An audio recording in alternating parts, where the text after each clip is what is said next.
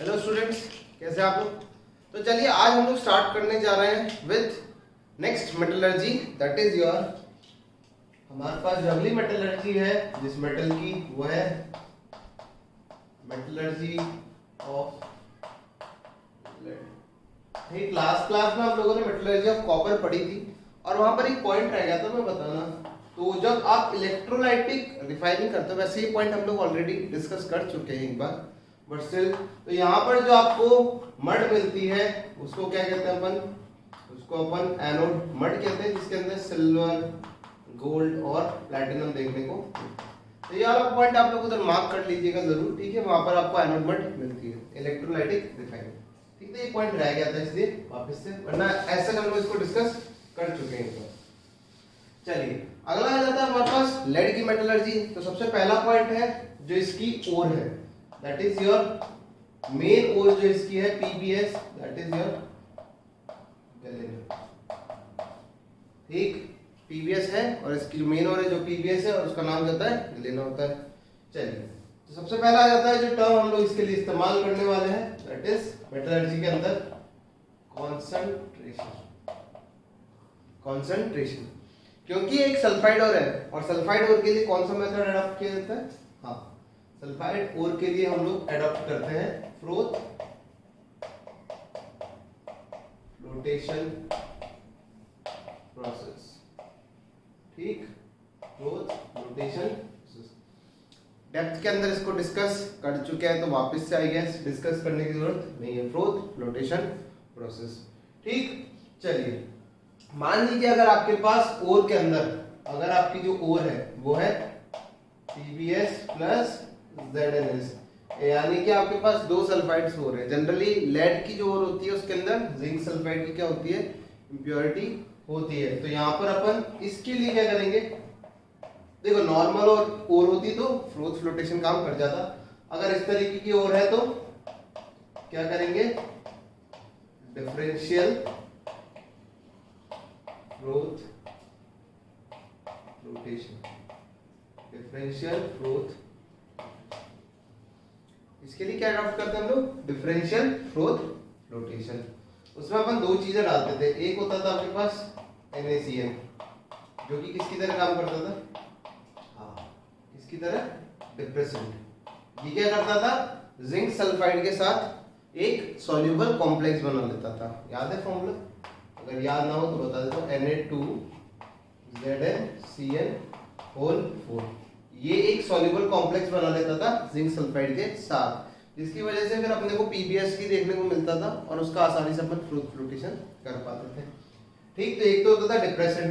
अब वापस से हमें जिंक सल्फाइड को लाना होता था, तो फिर क्या करते थे अपन, वापस से जब जिंक सल्फाइड को लाना होता था तो हम डालते थे एक एक्टिवेटर। क्या डालते थे, activator, CuSO4, that works as your activator, ठीक है। किसकी तरह काम करेगा, एक्टिवेटर। चलिए अगला आ जाता है हमारे पास जो दूसरा पॉइंट है, ये हो गया कॉन्सेंट्रेशन का, एक ही मेथड है इसका क्योंकि सल्फाइड हो रहा है। जो दूसरा आता है वो आता है आपका रोस्टिंग। यहाँ पर कैल्सिनेशन नहीं कर सकते, क्यों, क्योंकि एक सल्फाइड और है, हमें इसको ऑक्साइड के अंदर कन्वर्ट करना ही पड़ेगा। तो रोस्टिंग करेंगे। रोस्टिंग के अंदर क्या क्या होगा, देखो भाई, लेड सल्फाइड प्लस ऑक्सीजन के साथ रिएक्ट करके क्या बना लेगा, PbO प्लस SO2। तो अगर बैलेंस आउट करनी हो तो OO, इसको आप 3/2 लिख दो, ठीक। ये 3/2, clear. PbS plus O2 gives PbO plus SO2। हमारे पास ये होती है इसकी क्या, ये होता है हमारे पास इसका ऑक्साइड फॉर्मेशन, ठीक। तो रोस्टिंग में सिंपली इसके में तो कुछ खास देखने को नहीं। जो थर्ड आ जाता है that is your reduction. Third point आता है दैट इज योर रिडक्शन। दो तरीके से यहाँ पर रिडक्शन किया जाता है, ठीक है। हमारे पास यहाँ पर दो तरीके से रिडक्शन किया जाता है। तो जो फर्स्ट है, फर्स्ट आ जाता है that is your air reduction. जो पहला आता है that is your air reduction, या फिर आप इसको बोल सकते हो सेल्फ रिडक्शन। ठीक, अगर आपको याद आ रहा हो तो हम लोग किस किस के लिए सेल्फ रिडक्शन करते थे, कॉपर हो गया, लेड हो गया और मर्क्यूरी हो गया। ठीक है, इन लोगों के लिए अपन सेल्फ रिडक्शन की टेक्निक इस्तेमाल कर सकते हैं। तो क्या होगा भाई, यहाँ पर जो पीबीओ, देखो पीबीएस जो बच गया होगा उसको हम कन्वर्ट करेंगे किसके अंदर, पीबीओ प्लस SO2। पीबीएस लेफ्ट होगा, वो पीबीएस इस पीबीओ के साथ कंबाइन करेगा और क्या बना देगा, पीबी प्लस SO2। ठीक, इसके अलावा PbSO4 भी देखने को मिल जाता है हमारे को। ये कब देखने को मिलता है वो भी बता देता हूँ, जब हम यहाँ पर एक्टिवेटर डालते हैं तब हमारे को PbSO4 देखने को मिलता है। ठीक है, जब आप यहाँ पर क्या करते हो, एक्टिवेटर डालते हो तो PbSO4 देखने को मिल जाता है। PbSO4 अगेन किससे रिएक्ट करेगा, PbO से रिएक्ट करेगा और क्या बनेगा, Pb प्लस SO2। ठीक, अब इसमें हम लोग मल्टीप्लाई कुछ करना चाहें तो रिएक्शन अगर बैलेंस करना चाहते हो तो रिएक्शन हो जाएगी आप प्लस यहाँ पर 2 और यहाँ पर 3, तो बैलेंस आउट हो गई, नहीं बैलेंस आउट नहीं, 3 और यहाँ पर PbO प्लस PbO, सॉरी उल्टा कर दिया, उल्टा। यहाँ पर आप 2 का मल्टीप्लाई कर दो, यहाँ आप 2 का मल्टीप्लाई कर दो तो कम हो जाएगा। ठीक, इसके अलावा जो फर्स्ट वाली रिएक्शन अगर उसको बैलेंस आउट करना है तो शायद ये बैलेंस ही है क्या, पहली वाली PbO प्लस, नहीं ये बैलेंस नहीं है, ये वाली बैलेंस। क्लियर, ठीक है, जो भी ये बैलेंस आउट आप कर सकते हो, कोई दिक्कत वाली बात नहीं है। अगर इसको बैलेंस करना है तो इधर Pb 2 है तो इधर मानो 2 का मल्टीप्लाई और SO4 काम करो ना, काम क्यों नहीं करते हो, इसको बैलेंस आउट करना है तो यहाँ आप 2 SO2 PbS प्लस PbO नहीं होगा, PbS होगा यहाँ पर। ठीक है, यहाँ PbS होगा, PbO से थोड़ी होगा, सेल्फ रिडक्शन इस तरीके से। ठीक है, यहाँ पर चेंज कर लेना, यहाँ पर PbS होगा। तो ये होता है एक तो एयर रिडक्शन। ठीक, जो दूसरा आ जाता है जो कि काफी कम इस्तेमाल होता है, रिडक्शन बाय कार्बन। कार्बन से भी हम लोग रिडक्शन कर सकते हैं क्योंकि हम लोगों ने देखा था कार्बन से भी रिडक्शन किया जाता है, बट कब किया जाता है, for low grade ore. Low grade ore का मतलब है that is percentage of Pb is very low. ठीक है, जब आपके पास Pb का परसेंटेज क्या होता है, कम होता है, तो हम लोग लो ग्रेड ओर के लिए करते हैं। हमेशा ध्यान रखना जब कार्बन रिडक्शन करते हैं, क्यों सेल्फ रिडक्शन थोड़ा सा खर्चा मांगता है क्योंकि महंगा होता है, जबकि प्रोसेस सस्ता है, कार्बन सस्ता आता है, फट से डाला और काम हो जाता है। तो लो ग्रेड ओर के लिए करते हैं। यहाँ क्या होता होगा, PbO प्लस कार्बन से क्या मिल जाएगा हमें, Pb प्लस CO और PbO प्लस CO से क्या मिल सकता है, Pb प्लस CO। तो ये दोनों तरीके से हमारे को रिएक्शन देखने को क्लियर है। सो फॉर लो ग्रेड ओर होता है जब कार्बन से रिडक्शन करना होता है। ठीक, चलिए 3 हो गए, चौथा आ जाता है हमारे पास, तो चौथा पॉइंट है दैट इज रिफाइनिंग, वैसे लास्ट ही है। चौथा आ जाता है हमारे पास रिफाइनिंग। अब यहाँ पर रिफाइनिंग के लिए बहुत कुछ करना पड़ता है। तो लेड की रिफाइनिंग थोड़ी सी अलग तरीके से होती है, नॉर्मल नहीं होती है, डायरेक्ट हम लोग लेड की रिफाइनिंग नहीं करते हैं। तो लेड की रिफाइनिंग से सबसे पहला जो प्रोसेस होता है दैट इज योर सॉफ्टनिंग। ठीक है, लेड की रिफाइनिंग में सबसे पहला प्रोसेस होता है that is your softening. Soften करते हैं किसको, लेड को।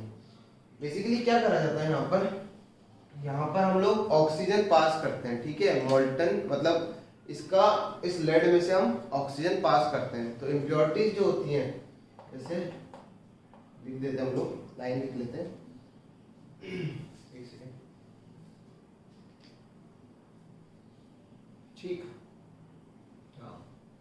सॉफ्टनिंग के अंदर क्या होता है, द मेटल, इस मेटल को क्या करते हैं, the metal is melted at hearth, hearth मतलब bottom, at hearth of the furnace and following impurities and following impurities of, हमारे पास यहाँ पर इम्प्योरिटीज किस किस की होती है, देखो कॉपर की होती है, आर्सेनिक की होती है, ठीक है, कॉपर हो गया, एयर इज पास, ठीक है, the metal is melted and change कर लो एंड एयर इज पास, यहाँ पर एयर पास की जाती है।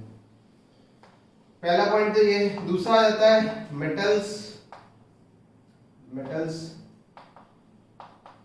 लाइक जो इम्प्योरिटीज होती है वो किस किस की होती है हमारे पास, वो होती है हमारे पास Sb, As, कॉपर, जिंक, ठीक है। इनकी इम्प्योरिटीज का जो कंटेंट होता है वो काफी कम होता है। अभी बताऊंगा कि मेजर इम्प्योरिटी किसकी होती है। तो Sb, As, copper, zinc form metal oxides. ये क्या करते हैं, मेटल ऑक्साइड बना लेते हैं और स्कम, ठीक है, एक वर्ड होता है, हाँ ठीक है, मेटल ऑक्साइड बना लेते हैं। Metals like form metal oxides also called scum, also called scum, which floats over the surface of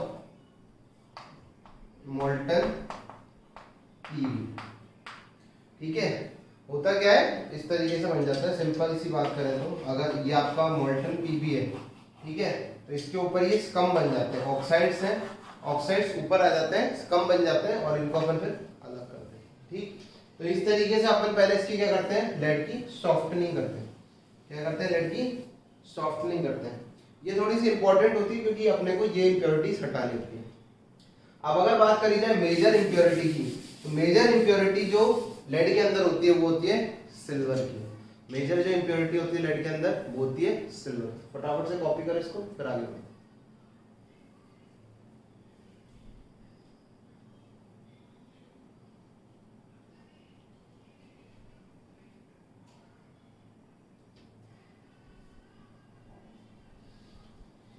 चाहो तो आप लोग रिएक्शन भी लिख सकते हो। जो रिएक्शन है वो Cu प्लस हाफ O2 इस Cu2O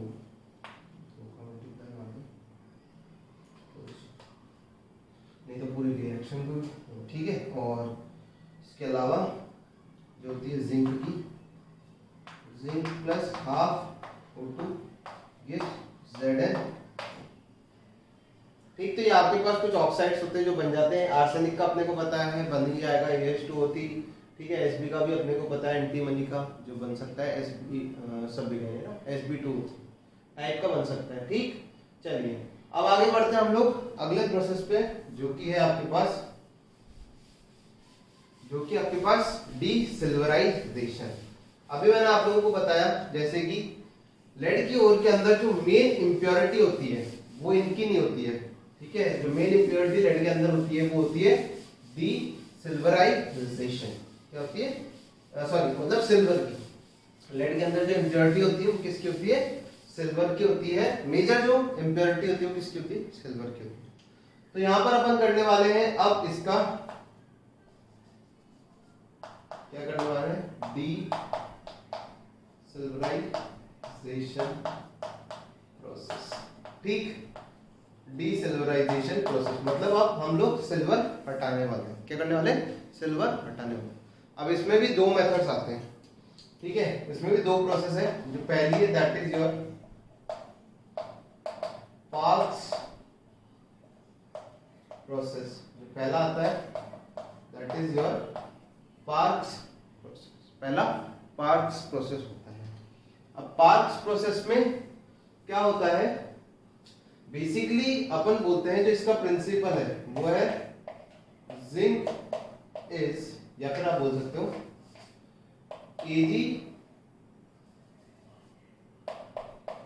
Ag is more, silver is more soluble in molten zinc as compared to molten lead. ठीक है भैया, सॉल्युबिलिटी का मॉल्टन फॉर्म में करोगे, सॉलिड में। तो मतलब ऐसा भी बोल सकते हो आप, एलॉय फॉर्मेशन टेंडेंसी। ठीक है, एलॉय क्या होता है, दो मेटल्स लेते हैं, मेल्ट किया, दोनों को एक साथ मिक्स कर दिया, एलॉय बन जाता है ना, उस तरीके से होता है। जो सिल्वर की एलॉय बनाने की टेंडेंसी किसके साथ, जिंक के साथ, वो ज्यादा होती है किसमें, किसके कंपैरिजन में, लेड के कंपैरिजन में।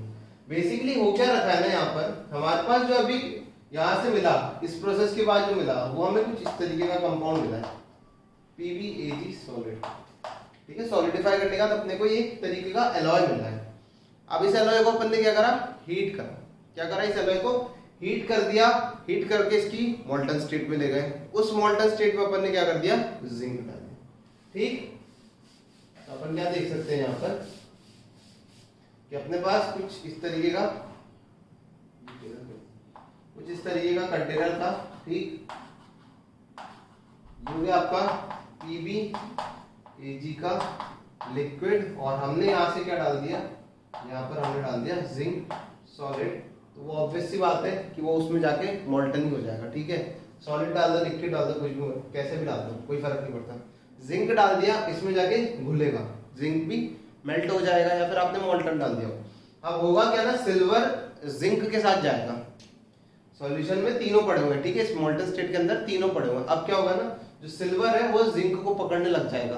क्या करने लग जाएगा, सिल्वर जिंक को पकड़ने लग जाएगा, और क्या बना देगा, इस प्रोसेस से क्या बना देगा, यहाँ से ये बना देगा ZnAg का एक एलॉय। ठीक है, जिंक Ag का क्या बन जाएगा, एक एलॉय बन जाएगा, ZnAg का एक एलॉय बन जाएगा। अब होता क्या है, इसका जो मेल्टिंग पॉइंट है, जिंक Ag के एलॉय का जो मेल्टिंग पॉइंट है वो बहुत ज्यादा होता है। जिंक Ag के एलॉय का मेल्टिंग पॉइंट क्या होता है, बहुत ज्यादा होता है। तो ये क्या हो जाता है, सॉलिडिफाई हो जाता है। यहाँ पर ये सॉलिडिफाई हो जाता है, जबकि लेड अभी भी मोल्टन स्टेट के अंदर ही है। तो कुछ इस तरीके का आप देखने को मिल सकता है, कुछ इस तरीके का हम लोग देख सकते हैं। यहाँ पर आपका this is your Pb in liquid state, यानी कि अभी भी ये मोल्टन है, और इसके ऊपर की तरफ इस तरीके से क्या देखने को मिल सकता है आपको, ये आपको मिल जाएगा जिंक Ag का सॉलिड। ठीक है, रीजन इसका क्या होता है, इसका मेल्टिंग पॉइंट बहुत ज्यादा हो जाता है, तो जल्दी से सॉलिडिफाई कर देता है। तो ये होता है पार्क्स प्रोसेस। पार्क्स प्रोसेस क्या होता है, silver is more soluble in molten zinc as compare to molten lead. Clear है पॉइंट, ये सॉल्युबिलिटी के ऊपर है, या फिर बोल सकते हो कि सिल्वर की जिंक के साथ एलॉय बनाने की टेंडेंसी ज्यादा है, 3000 गुना ज्यादा, ऐसा बोलते हैं। मतलब डेटा वाइज अगर बताऊं तो 3000 टाइम्स ज्यादा सॉल्युबल होता है सिल्वर जिंक में एज कंपेयर टू लेड। मतलब 3000 टाइम्स सिल्वर ज्यादा सॉल्युबल है in zinc as compare to lead. Clear है, तो ये होता है पार्क्स प्रोसेस। अब अगर इधर पॉइंट लिखने हो हमारे को, उसके बाद हाँ ठीक है, यहाँ पर एक चीज और है, ये मोल्टन ही होता है। ठीक है, ये मोल्टन ही होता है, सॉलिड नहीं होता है। उसके बाद एज इजी गेट्स रिजॉल्व। ठीक, इस तरीके से ही हो जाता है। अब इसके लिए पॉइंट अगर आपको लिखने हो तो लिख सकता हूं मैं लाल, अगर लिखना हो तो पॉइंट पहला, दैट इज योर पहला पॉइंट तो यही हो गया, Ag इज मोर सॉल्युबल इन। दूसरा हो जाता है मोल्टन, ठीक है मैं लिख देता हूं, molten zinc is added to molten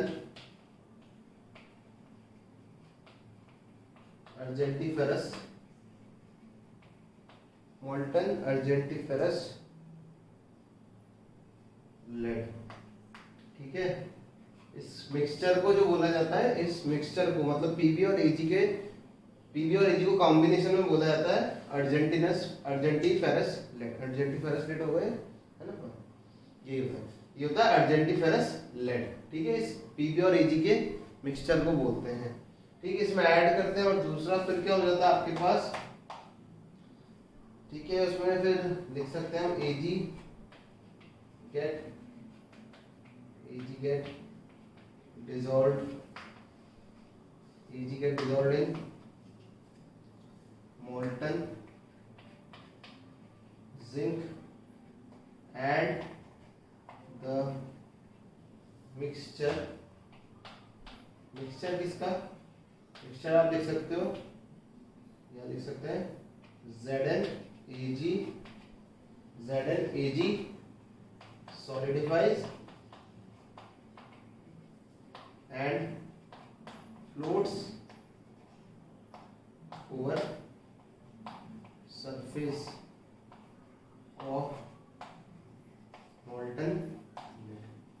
ठीक है, तो ये बात समझ में आ गई कि ये क्यों हो जाता है सॉलिडिफाई, क्योंकि इसका मेल्टिंग पॉइंट ज्यादा होता है, बहुत ज्यादा होता है, तो आसानी से सॉलिडिफाई। तो ये होता है पहला पार्क्स प्रोसेस। एक मिनट चेक कर लेता हूँ, दिख रहा है नहीं,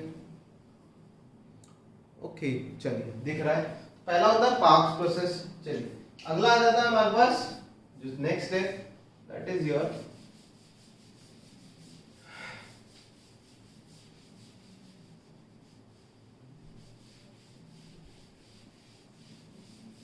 जो अगला हमारे पास आ जाता है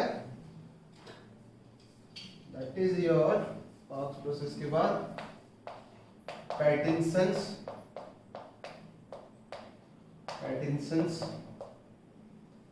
प्रोसेस। इसमें कुछ मिलाते नहीं है, ठीक है, इसमें कुछ मिलाते नहीं है। इसमें बेसिकली क्या होता है ना, यहाँ पर हम लोग बात करते हैं, अगर मैं लेता हूं इम्प्योर पीबी, ठीक है, इम्प्योर पीबी, या फिर बोल सकता हूं मैं यहाँ पर पीबी जिसके अंदर एजी है, ठीक है, लेड जिसके अंदर एजी है।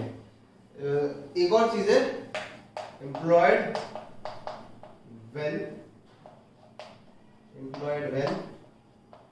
percentage of silver is high। इस मेथड को काम में तभी लेते हैं जब सिल्वर का परसेंटेज ज्यादा हो, और इसको काम में तब लेते हैं जब परसेंटेज सिल्वर का क्या हो, employed when percentage of silver is low। मतलब 2.5 से 3%, 4 से 5% के आसपास जब हमारे पास होता है शायद, मतलब आपके पास एजी का परसेंटेज जब लो होता है तब पैटिनसंस प्रोसेस लेते हैं। अब इम्प्योर पीबी, और अगर मैं बात करता हूं अपने पास प्योर पीबी है, अगर मेरे पास प्योर पीबी है, तो इनके अगर मैं मेल्टिंग पॉइंट कंपेयर करता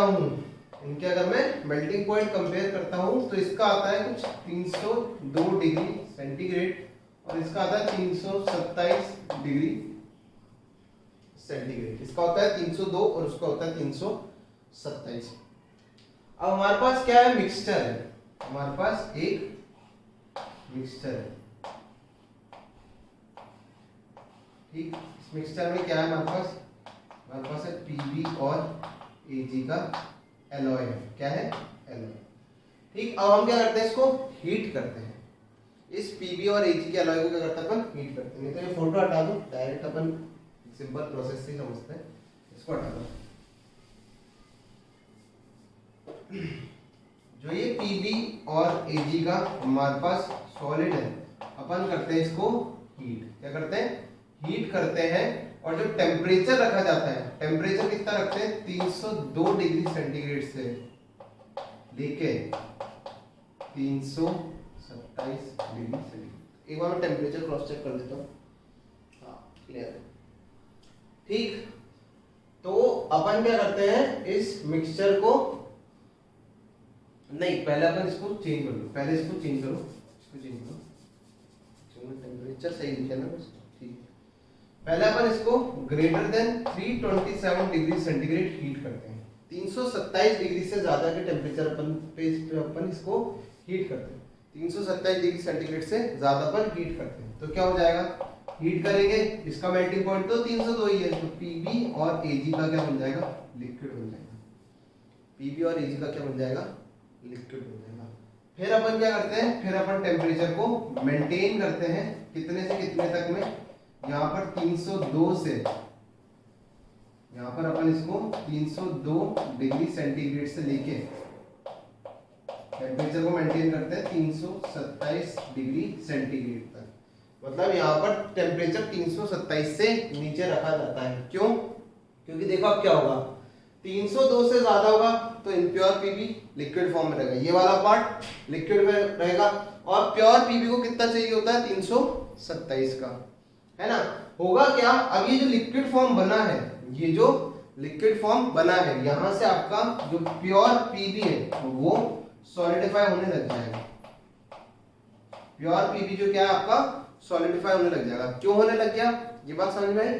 देखो भाई, इसका है 302, इसका है 327, इसके अंदर पीबी और एजी दोनों है, मतलब लेड भी और सिल्वर भी है। तो जो लेड होगा वो 327 के बाद ही पिघल सकता है, जो लेड है वो हमारा 327 के बाद ही पिघलेगा। हमने टेम्परेचर 327 से नीचे रख दिया, हमने जो टेम्परेचर है उसको 327 डिग्री से नीचे रख दिया। अब 327 से नीचे रखने से क्या होगा, जो प्योर लेड है, जो प्योर पीबी है, वो तो सॉलिडिफाई होने लग जाएगा। बाकी जो थोड़ा बहुत बचेगा वो क्या बचेगा, सिल्वर, जिसके अंदर पीबी की क्या है इम्प्योरिटी, ये अभी भी लिक्विड फॉर्म में रहेगा। इसको अपन हटा सकते हैं, can be remove easily, can be remove easily. इसको अपन हटा देंगे, ठीक है। कंटेनर में से इसको हटा दिया, ये बच गया, फिर इसके ऊपर यही वाला प्रोसेस रिपीट करते जाएंगे, ठीक है। पैटिंसंस प्रोसेस को हम लोग बार बार रिपीट करते जाते हैं। क्लियर है पॉइंट। फंडा क्या है यहाँ पर है मेल्टिंग पॉइंट्स के डिफरेंस का। यहाँ पर इसका 302 है, इसका 327 है। तो पहले पूरे मिक्सचर को हीट कर लेते हैं, उससे क्या होगा, जो हमारा इम्प्योर पीबी है वो पूरा पिघल जाएगा। क्या होगा, प्योर पूरा पिघल जाएगा। पिघलने के बाद जो हमारा लेड है, जो हमारा लेड है वो सॉलिडिफाई होने लग जाएगा, जो लेड है हमारा वो सॉलिडिफाई होने लग जाएगा। और जो एजीपीबी का हमारा मिक्सचर है वो अभी भी मोल्टन स्टेट के अंदर रहेगा, क्योंकि हमने टेम्परेचर ही इतना मेंटेन करना है। इसको बोलते हैं पैटिंसंस प्रोसेस। चलो लास्ट आ जाता है हमारे पास जो थर्ड प्रोसेस है, that is your electrolytic refining. तो फंडा आपको बताइए इलेक्ट्रोलाइटिक रिफाइनिंग का, ज्यादा डिस्कस नहीं करेंगे। बस यहाँ पर हम लोग क्या क्या चीजें देखने वाले हैं। तो एनोड पर हम क्या रखेंगे, एनोड पर अपने को बताइए क्या रखने वाले हैं, इम्प्योर, ठीक है।